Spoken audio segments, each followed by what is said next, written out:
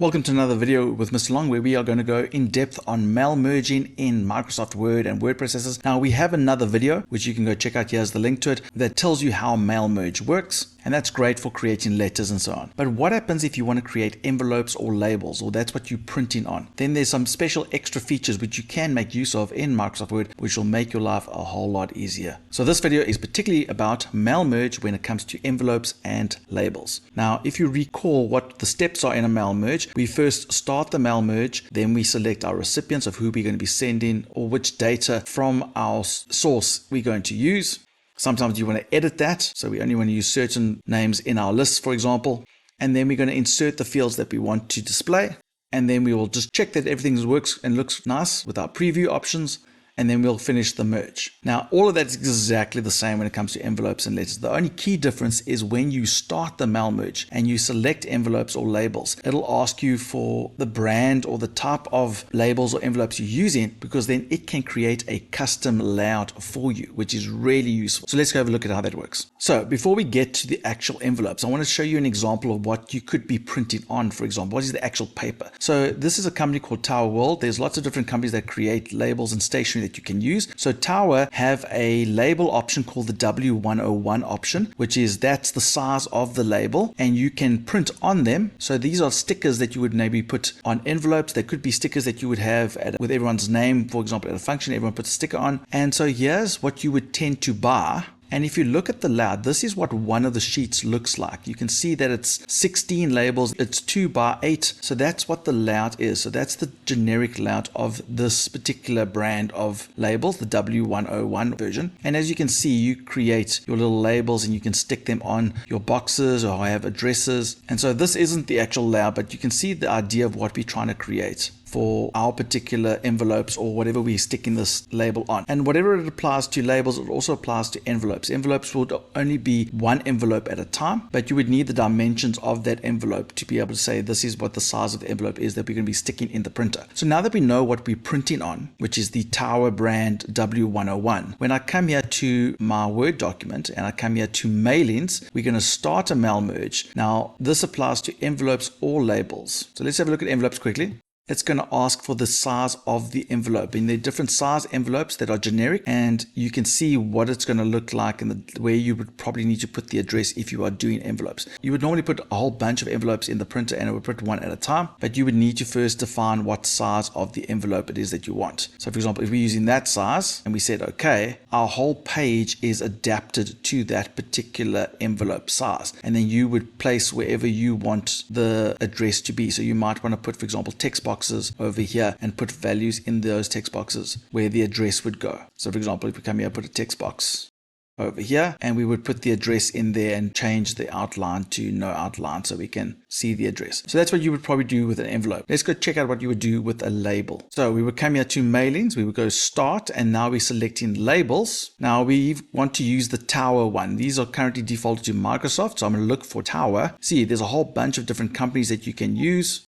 I can see there is Tower, and we said we wanted the W101 labels, and there you can see the W101. And if I click on it and click OK, now what you can't see, it looks like one page, but you can't actually see where the labels are. It's actually got a table here. So I'm going to click on this table, and I want to, under design, just go show the borders of it, all the borders. So as you can see, there are 2 labels across and there's about 8 labels down. So it's exactly the same as the one that we referred to over here, if you remember it like that. So that's exactly what our page looks like. So this can give us an idea. So one label will go over here, one label will go here, and so on. So you would print all the different labels on here, and when it would print on that particular sheet that we would put in the printer, it would print on those particular stickers basically.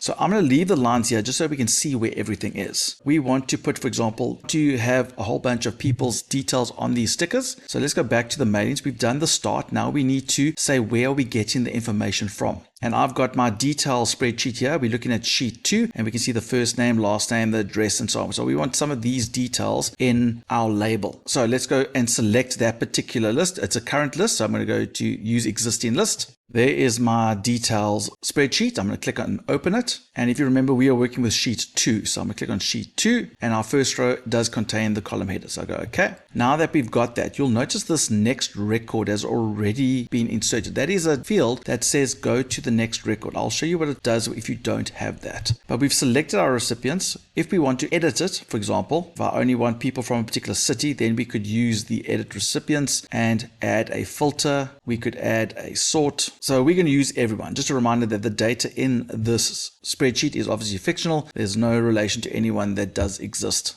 I'm not going to edit this. I'm going to use everyone's details, and I'm going to come here to the first label and I'm going to insert all of these fields. Remember, those headings come from here. Because we connected with this particular sheet, those headings are now going to appear by my insert merge field. So I'm going to insert the first name, put a space, insert the last name, press enter. Then let's put the street address, enter, the suburb, and the city. Maybe I don't want the postal code. Let's say I want it like that. And now we can start and editing what it's going to look like. So I can go and say, hey, make that bold and make that just a little bit bigger. And we're going to make these just a little bit smaller. And maybe we want that aligned on that side. So that's what we want our label to look like. So when I go back to mailings, if I've done the start, I select the recipients. I didn't do any editing. I inserted the fields. Let's just check what it's going to look like. So if I click on this, do you see that's exactly how I want my name to look? That's the name of the person. That's the address. That's fantastic. Now I want all of this data to also be over here and here and here for the other people in my spreadsheet. I want Liesel to be mentioned over here because I don't want to waste one whole page of stickers and only the top one is usable. So let's go back to preview results. And so what you can do is we can take this and we can copy it and paste it in front of everything over here. That's the long way, but the Mr. Long way is just update the labels. Just click on that button. Boop.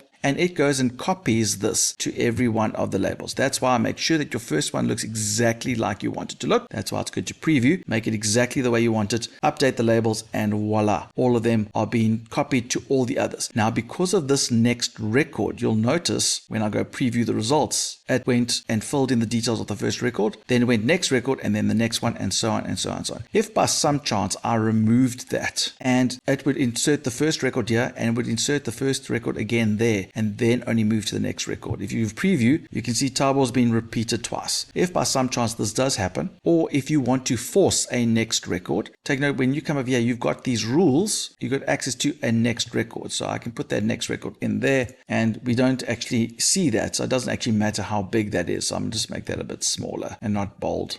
So that looks more like that. So you can adjust it as you see fit. So that next record forces the mail merge to move to the next line in your spreadsheet. And then the next record will go to the next line and so on. So by doing that, preview, got our lovely little letters over here. Obviously, we're not using all the stickers, but I would print this on this in the printer. And then I would have those stickers available that I can peel off and put on, for example, letters or something like that, whatever you're using it for. And then we would just finish the merge. If you finish it, you can edit individual documents and save this as a separate file for future use. And that's how you use a mail merge when it comes to labels. The key thing, as I said, is you are selecting labels and envelopes, selecting what type of label or envelope you are using. And then just remember, once you've got one working, you want to update the labels. I should probably, by the way, because I did that, I must take away the borders from that because I don't want to see those lines, and there we can print exactly on those stickers. We don't want those lines on those stickers. So there we go. That's what I would do. Select the type of label or envelope, do everything exact same, but once you've got one label working, update your labels, and then you should be good to go. So enjoy those mail merge. Enjoy working smarter and not harder. If you found this very useful, please support the channel by clicking on that subscribe button. Make sure you share us with other people so we can help as many people as possible. And remember, we're also on TikTok at Mr. Long Education, as well as on Instagram. So follow us there as well. And do it the Mr. Long